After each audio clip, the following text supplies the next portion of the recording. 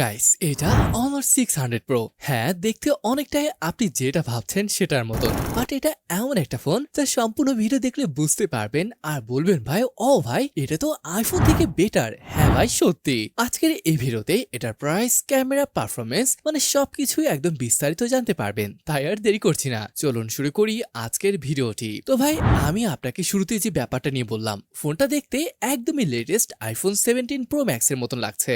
Same colour, same camera model design, যদিও ছোট কিছু পরিবর্তন এখানে দেখা যাচ্ছে, বিশেষ করে এই ক্যামেরা মডেলটাতে। এইটা দেখতে অনেকটা পিল শেপের মতো। মোট কথা এই একটা জিনিস আইফোন থেকে এই ফোনটাকে আলাদা করেছে, প্রিসিশন কার্ভড এবং এটা ইউনিবডি ডিজাইন দিয়েছে, আর পিছনে ম্যাট্রিক্স দেওয়া হয়েছে, যার কারণে আঙুলের ছাপ পড়ার সম্ভাবনা একদম নেই বললেই চলে। এখানে আসলে ফাইবার গ্লাস থাকবে, এটা থিকনেস 7.8 মিলিমিটার এবং ওয়েট 200 গ্রামের মতো। তিনটা দাউন কালার অপশনে এই ফোনটা পেয়ে যাবেন, black, orange and golden white. তিনটাই দেখতে ভালো লাগবে, তবে আমার মনে হয় এই অরেঞ্জ কালারটা আপনার বেশি পছন্দ হবে। বক্সি শেপের এই ফোনের ডান সাইডে পাওয়ার বাটন আর ভলিউম বাটনের সাথে পাবেন একটা শাটার বাটন। বাট ভাই এই হোয়াইট ভার্সনটা একটু দেখেন, কি চমৎকার আর প্রিমিয়াম লাগছে ফোনটিকে। তো এখন বলেন তো এই তিনটা কালারের মধ্যে কোনটি আপনার পছন্দের, আর সেই পছন্দের কালারটি আমাদের জানাতে পারেন। আচ্ছা ভাই এবার আসেন আমরা এই ফোনটার আরো এক চমৎকার পার্ট, এটা ডিসপ্লে নিয়ে কথা বলি। ভাই জাস্ট একবার ডিসপ্লেটার দিকে তাকান, কি সুন্দর লাগছে দেখতে।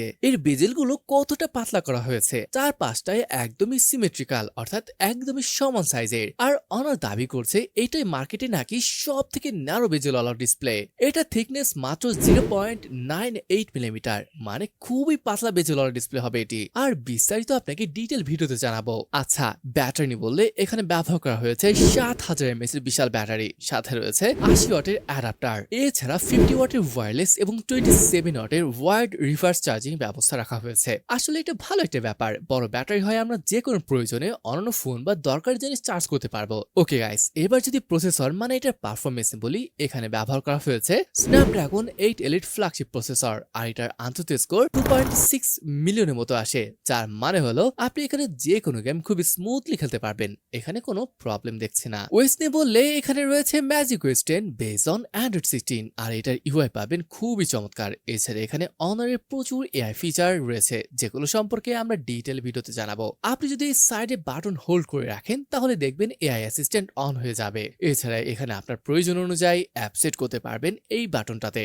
তো চলুন এবার আমরা ক্যামেরা নিয়ে কথা বলি। ভাই এটার ক্যামেরা সিরিয়াসলি অসাধারণ লেগেছে, মানে এটা যে একটা ক্যামেরা স্মার্টফোন সেটা এটার ক্যামেরা দেখলে বুঝতে পারবেন, অসাধারণ লাগছে আমার কাছে। আচ্ছা সেটআপ সম্পর্কে বলি, এখানে থাকবে 200 মেগাপিক্সেলের ultra clear AI main camera, 50 মেগাপিক্সেলের পেরিস্কোপ টেলিফোটো ক্যামেরা, যেখানে রয়েছে 3.5x অপটিক্যাল জুম, 12 মেগাপিক্সেলের আলট্রা ওয়াইড ক্যামেরা, আর এখানে যে সেন্সরটা দেখতে পাচ্ছেন এটা আসলে কালার টেম্পারেচার সেন্সর। আচ্ছা এবার ফ্রন্টে আসেন, এখানে রয়েছে একটি 50 মেগাপিক্সেল সেন্সর। ভাই এবার আসেন ফটোগুলো দেখেন, কালার একদমই ন্যাচারাল আসে, পর্যাপ্ত ডিটেল। সত্যি কথা বলতে কালারটা আমার কাছে দারুণ লেগেছে, একদমই ন্যাচারাল। চলুন এমন আরো বেশ কিছু ফটো স্যাম্পল দেখে আসি।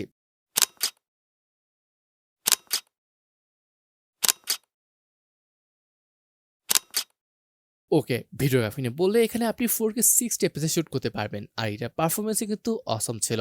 গাইস ডিটেল ভিডিও খুব দ্রুত আসতেছে, তার জন্য চ্যানেলটিকে অবশ্যই সাবস্ক্রাইব করে রাখবেন। আচ্ছা এবার আসি এটার প্রাইসের ব্যাপারে। এটার প্রাইস 90 থেকে 1 লক্ষ টাকার আশেপাশে পড়তে পারে। দেখুন গাইস, সম্পূর্ণ ফোনটি দেখে যতটুকু মনে হলো এটা ডিজাইন অসম ছিল, ডিসপ্লে নিয়ে তো কোনো কথাই নেই, অসাধারণ। পারফরমেন্সও খারাপ না, যারা গেমার আছেন এটা পছন্দ করবেন। আর ক্যামেরা এটা ভাই আউটস্ট্যান্ডিং ছিল, এর পোর্ট্রেট ফটোগুলো সত্যি দারুণ লাগবে।